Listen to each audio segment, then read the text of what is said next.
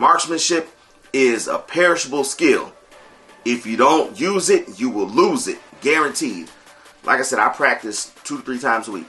And yeah, you spend more money when you practice more, but you can't put a price on having the ability to save your life or save the life of someone else.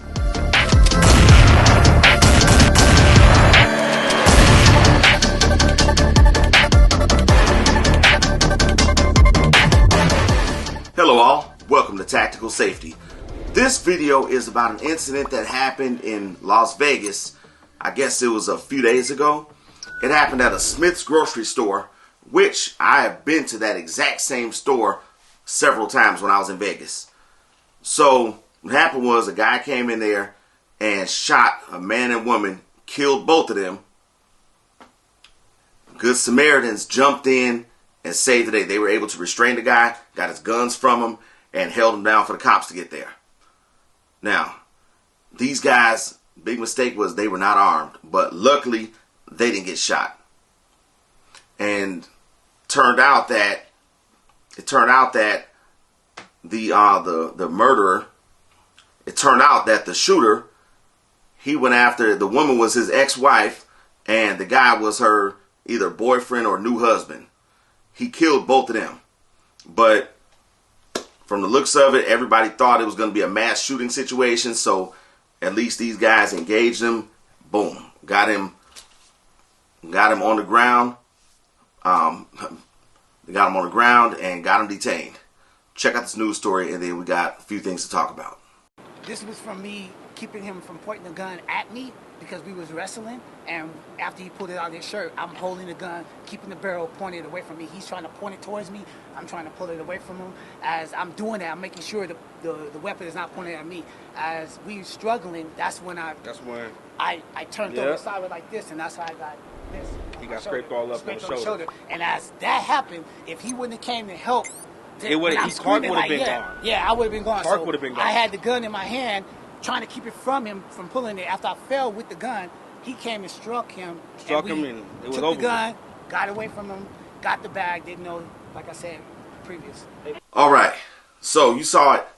Those men are straight up heroes. No ifs, ands, or buts about it. We need more guys like this in the community. Guys who are willing to help others. That's what this is about right there.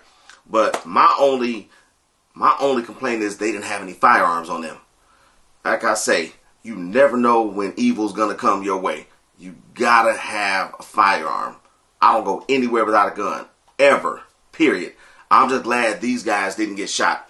And you saw how these guys were talking like they're lifelong friends. And they probably will be lifelong friends after going through something like this. So this guy came in there, and it was a targeted execution of the guy's ex-wife and her new husband or boyfriend or whatever. But nobody knew that at the time.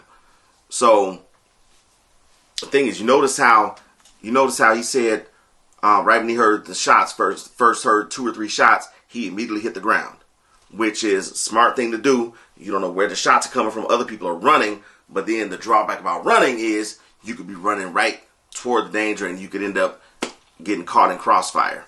But at least then when he got moving around, he saw the guy and he was able to engage him.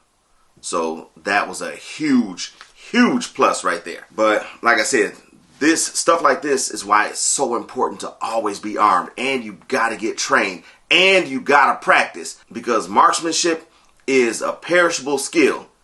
If you don't use it, you will lose it. Guaranteed. Like I said, I practice 2 to 3 times a week. And yeah, you spend more money when you practice more, but you can't put a price on having the ability to save your life or save the life of someone else. And like I said, when you practice all the time, what I practice most with is 22s because 22 ammo is so cheap to shoot. And 9mm, it doesn't cost a fortune either. That's why I usually carry 9mm anyway. But now 22s, you don't carry a 22 for personal protection. I had to get on my cousin about that because he has a Glock 44, and for a while he was carrying that around every day. And I advised him strongly against that because, like I said before, with a 22, there have been so many cases where you shoot someone with a 22 and they don't know right away that they've been shot, which translates to they're still in the fight. They're still a threat if they don't know they've been shot yet. If they are not incapacitated, they are still in the fight. That's why I don't recommend anything less than a 380 for personal defense. And I carry a 380 as a backup, and I usually carry a 9mm as a primary firearm. But not everyone carries a backup. But me, that's my personal preference to do that. But like I said, these guys are straight up heroes.